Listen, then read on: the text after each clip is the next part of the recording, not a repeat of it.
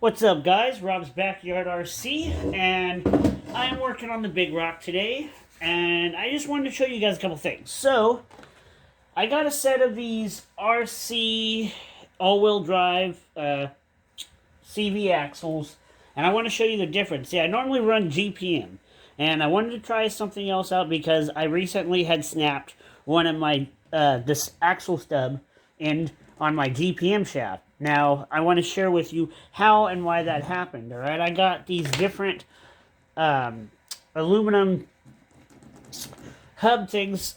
I'm getting a little lost here. I'm ahead of myself on my video, but... So, I have these different hexes back here, and they're aluminum, and then they have, instead of just a little Allen head going in and stopping, they go all the way through, right? Well, what happened is I sunk that thing in too far, and so it wouldn't allow my 12 to 17 mil adapter fit on there. I just thought it was stuck. So I had the smart ass idea of thinking that I could tighten down that grub screw and it'll force it over that. But no, that's not what happened. It just snapped off my end. Alright, I ran my GPM shafts on the front of this thing probably for 6 months before I accidentally snapped the one side off. So I decided to try these RC all-wheel drive shafts. Now here's the problem with these shafts. If you have a V3 Big Rock, alright, here's the difference. Look at this. This is the GPM one that's made for the V3, right? This is theirs. Wow, look at that. It's a huge difference, man. It's like night and day in length. So the problem is with these, and even on this other end too, on your shaft stub, look how short that is, and then look at the GPM one. Legitly, it's just way longer. So if you have like the V2 Arrmas, yeah, these will fit. But if you have a V3, it's not going to fit. They're too short. I mean, yes, they will go on there, but then it looks something like this, and you got 100 million rubbers in there, and look, it's still loose as crap, alright? I mean, this is ridiculous. You don't think that's going to take out my diff swinging around like that? I guarantee you it will. But anyways, I wanted to show you that's the difference. That's why I want to put my GPMs back on for now. Now, if you do order a 4S set of these RCA all-wheel drives, and you take the center slider off of the 4S set, and then cut it down to about this length, then you will have yourself a really good set. But you have to buy the 3S set and the 4S set, and put the two sets together to make these RC all-wheel drive ones work. And so, for now, I'm just going to put my GPM ones back on there, and I'll show you, like, here we got our trusty dude right here. I'll show you the difference. Alright, so we're at 0.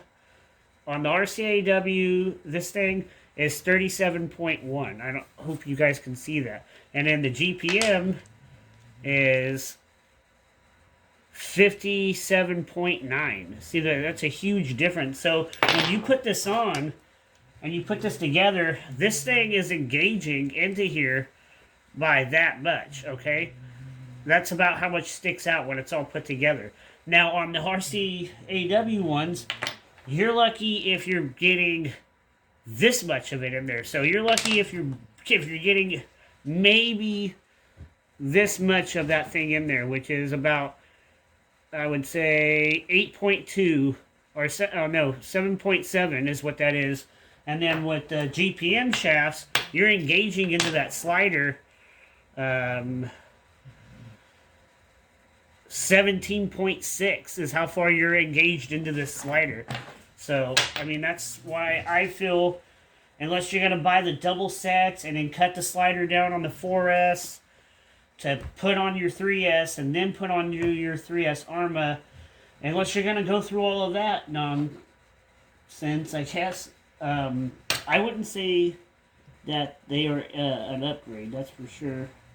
But for me, honestly, my GPM broke because I didn't realize that thing was sticking through here too far, and it wasn't going to let this slide on, and I honestly thought I could use the barrel nut to force it down, and all I did was just cause a break.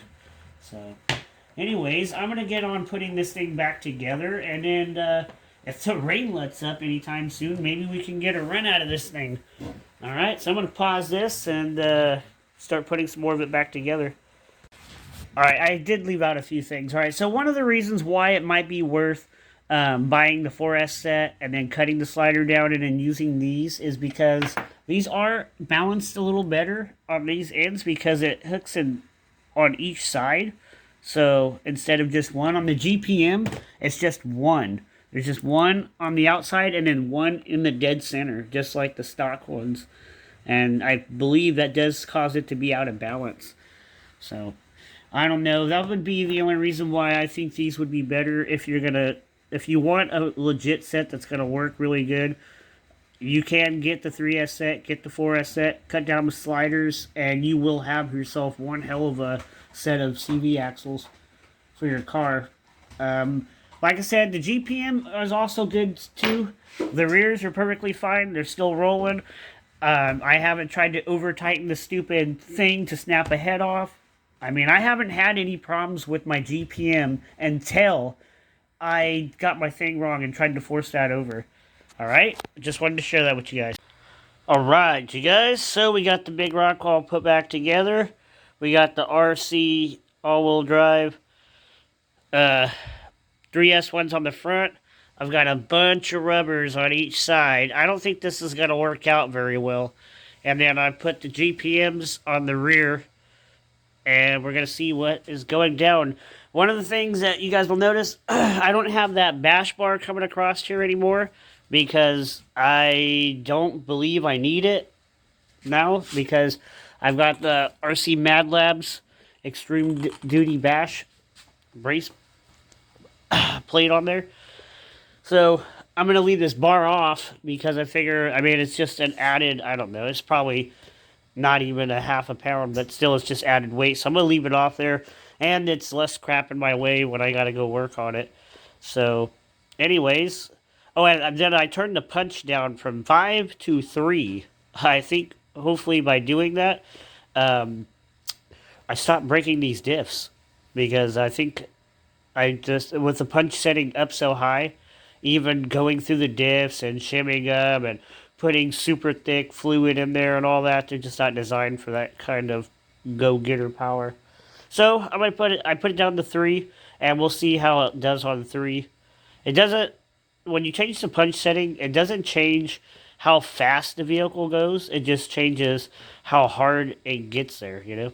So we're going to lighten it up a little bit and see if that saves us on some diffs. Anyways, that's about it. I would go outside and make a video from here with it, but it's still pouring rain here where I live. And just, I've never had good luck out in the rain with my cars. It seems to always break, or I crash into something, and that's how it breaks. But anyways, as soon as the rain cuts down, I believe I get a dry day on Saturday. I'll get out there and we'll play with this thing. I still got to fix my daughter's granite. That shock came apart again. So I'm just going to have to put a different shock on there. And then the Sentin's good to go. Nothing went wrong with the Sentin other than the body is completely trashed on it. So I got to trim the body on my wife's Sentin. On the new body that we got from my wife's Sentin so it'll fit on her car. Because on the Sentin, for off-road, I run the stock Big Rock tires on the Sentin. Anyways, that's about it, you guys. I just wanted to show you that she's all back together. She fires up, sounds great.